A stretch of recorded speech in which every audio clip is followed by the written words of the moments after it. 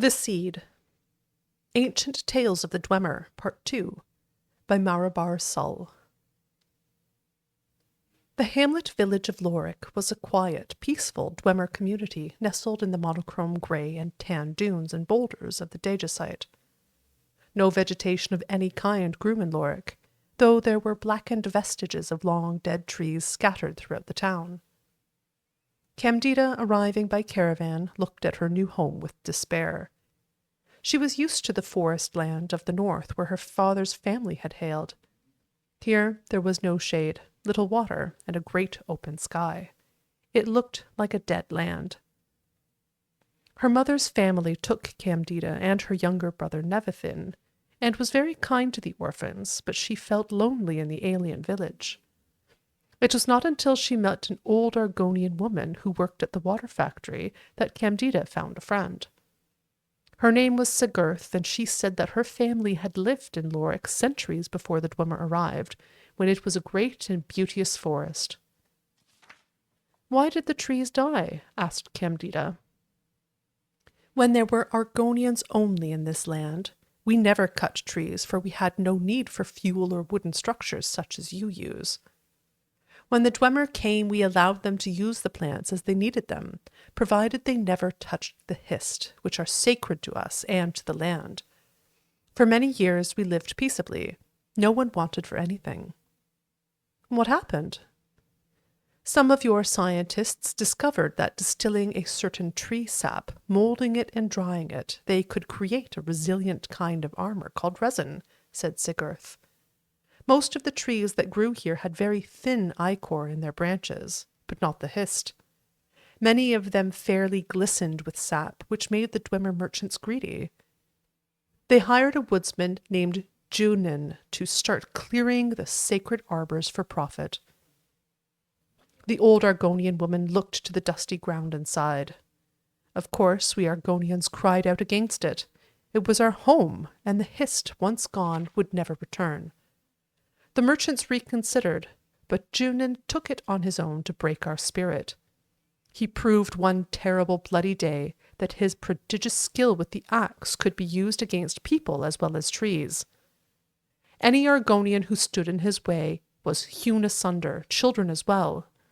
The Dwemer people of Lorik closed their doors and their ears to the cries of murder." "Horrible!" gasped Candida.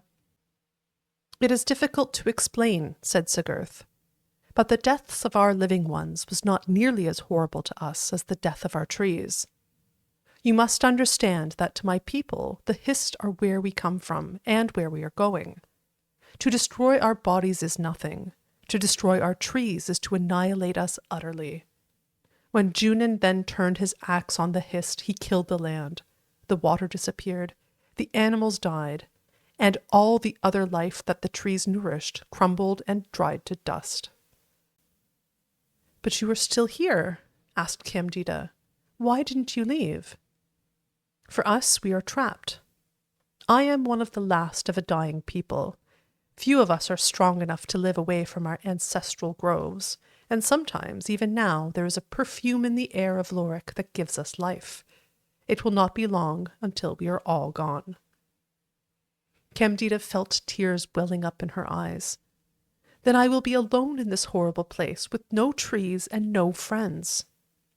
"We Argonians have an expression," said Sigurth with a sad smile, taking Candida's hand, "that the best soil for a seed is found in your heart."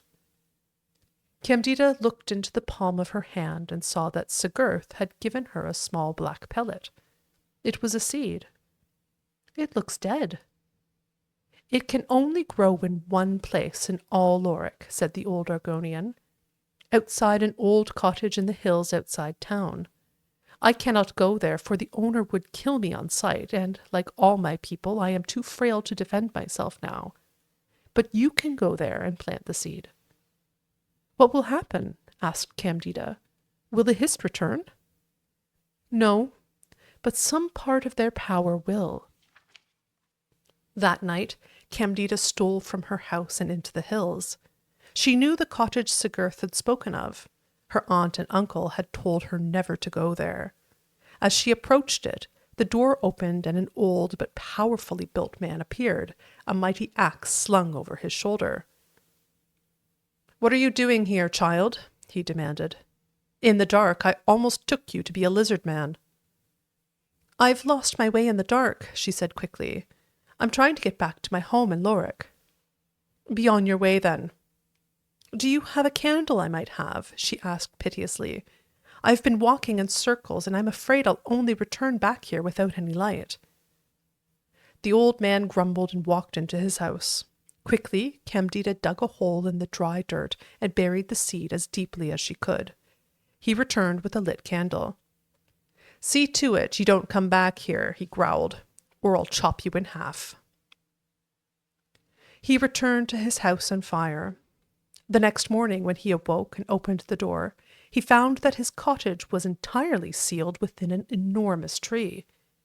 He picked up his axe and delivered blow after blow to the wood, but he could never break through. He tried side chops, but the wood healed itself. He tried an upper chop followed by an under chop to form a wedge, but the wood sealed. Much time went by before someone discovered old Junin's emaciated body lying in front of his open door, still holding his blunted, broken axe. It was a mystery to all what he had been chopping with it, but the legend began circulating through Lorik that hist sap was found on the blade. Shortly thereafter, small desert flowers began pushing through the dry dirt in the town. Trees and plants newly sown began to live tolerably well, if not luxuriantly. The hist did not return, but Candida and the people of Lorik noticed that at a certain time around twilight, long, wide shadows of great bygone trees would fill the streets and hills. Publisher's note: The Seed is one of Marobar Sull's tales whose origins are well known. This tale originated from the Argonian slaves of southern Morrowind. Marobar Sull merely replaced the Dwemer with Dwemer and claimed he found it in a Dwemer ruin. Furthermore, he later claimed that the Argonian version of the tale was merely a retelling of his original. Lorik, while clearly not a Dwemer name, simply does not exist, and in fact Lorik was a name commonly used, incorrectly, for Dunmer men in Gorfellam's plays. The Argonian versions of the story usually take place on Vardenfell, usually in the Telvanni city of Sadrith Mora. Of course, the so-called scholars of Temple Zero will probably claim this story has something to do with Lorcan, simply because the town starts with the letter L.